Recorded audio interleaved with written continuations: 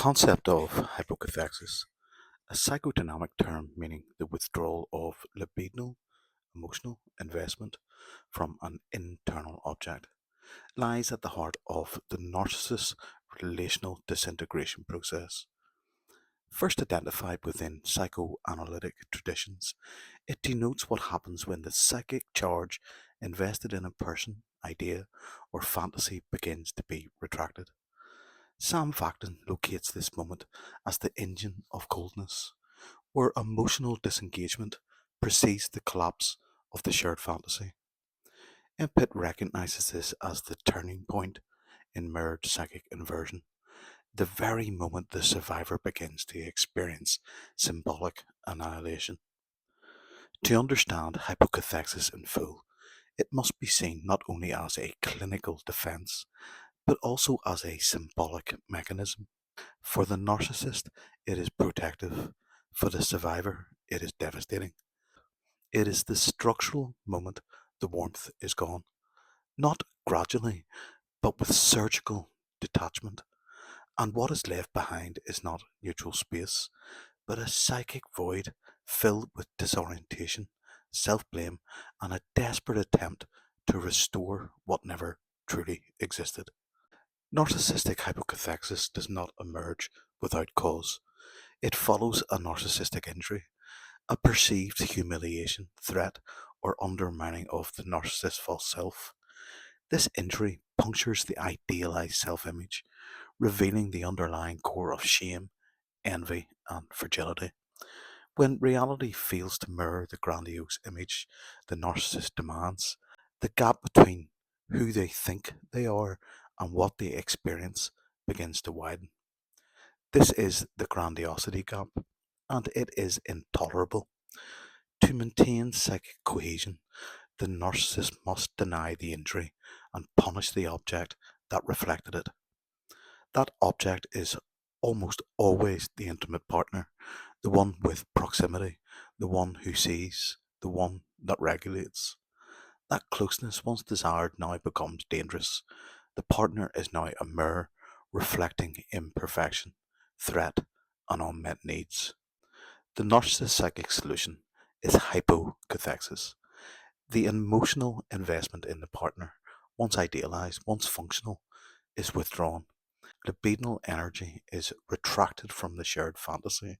The warmth that once defined the early stages of idealization now freezes. It is a mode of relational simulation. The narcissist appears present, may still perform gestures of care, but the inner charge is gone.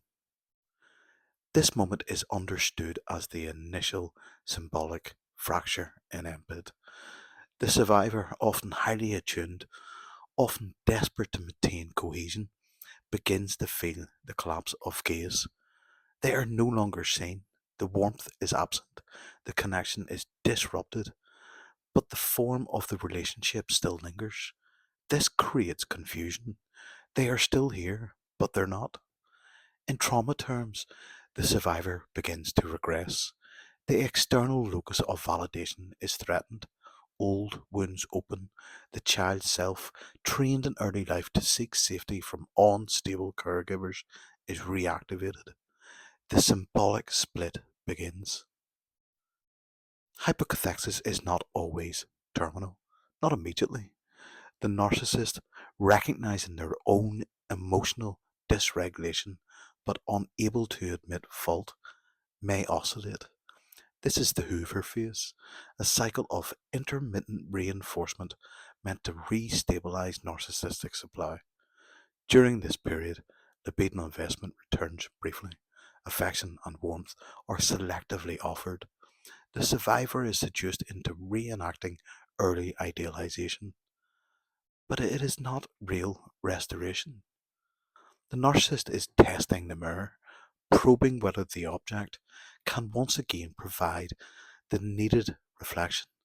When the grandiosity gap re-emerges, as it inevitably does, the process repeats, and with each cycle, the survivor's internal structure erodes further.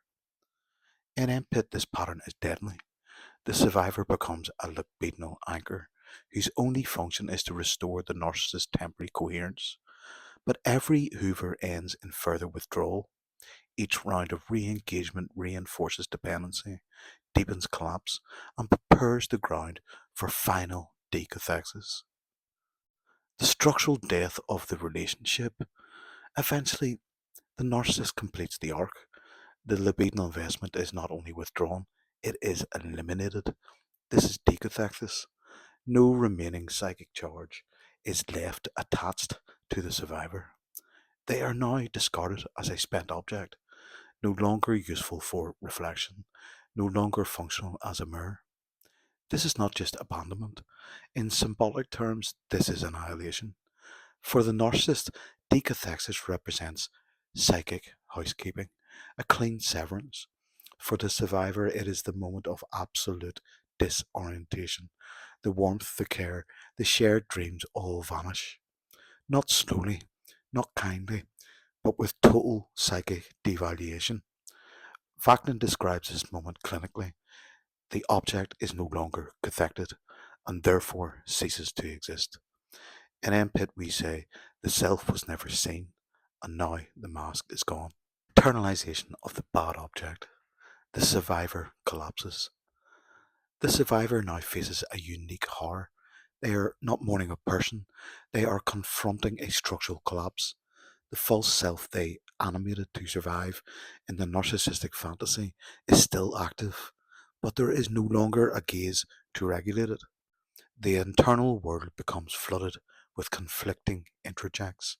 The redeemer self still trying to fix, the false protector demanding compliance, the mute child overwhelmed by abandonment, the bad object inherited from the narcissist whispering blame. This is the mirrored psychic inversion.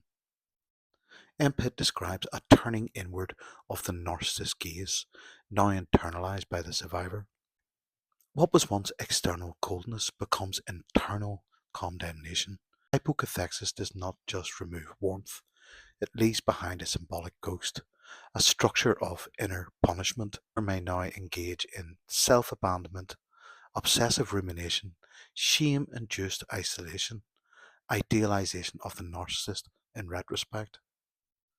All these behaviors are the psyche's attempt to restore the lost investment. But that investment is gone. The narcissist has already moved on, often reenacting the cycle with a new source.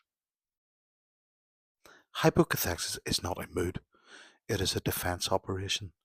It signals the narcissist's inability to metabolize shame rather than integrate failure or injury. The narcissist externalizes blame and retracts emotion. The relationship then is never truly two people in contact. It is a performance sustained only as long as the partner regulates the narcissist's fragile self concept. When this ends, it ends completely. The survivor is left with a borrowed ego, now unanchored. This moment is often misread by survivors as their own failure, but it is not failure, it is collapse by design. Hypocathexis is not personal, it is structural. It reflects a pathology that can only regulate through others, and only while others comply. To heal the survivor must name the process, not romanticize, not moralize, but name. What happened was not love gone wrong, it was libidinal manipulation. Peace out.